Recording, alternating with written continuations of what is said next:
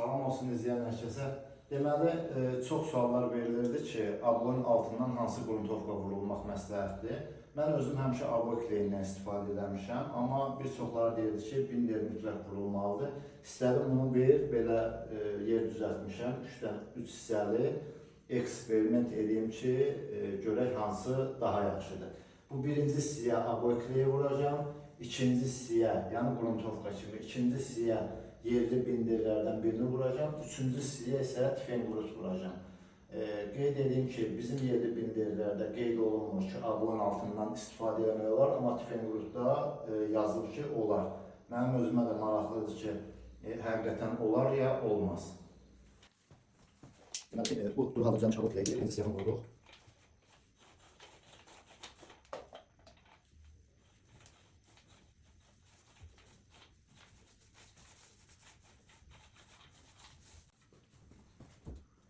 İkinciyə də hansı ki, üstündə deməli 2 yazmışdım, adi bilir, onu vururuq.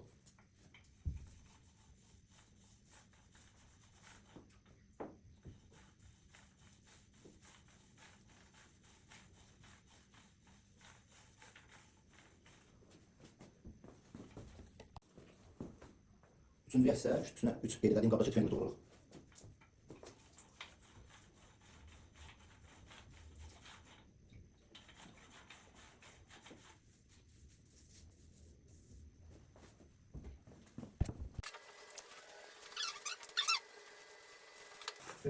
Kleyladik. Belə bir aboydu, süvinildi, arxası frezerindir, Grand Deco Belçikalı aboydu. Ben burada işlətdiyim aboy Çin istehsalıdır, arxası kağız diye istədim ki, kağız bildiğiniz kimi yapışmağı daha yaxşıdır, dəvinin də üstündən belə hardasa yapışır. Amma frezli material biraz çətin yapışan materialdır, yəni əsl frezli. İnşallah yapışdırırıq, tam qurumağı üçün. İçəridə də radiator işləyir, təqribən 2-3 günə tam quruyacaqdır. 2-3 gündən sonra söküb baxacaq görək, hansı qruntovka ilə qruntovkalanmış hissə daha möhkəm yapışır.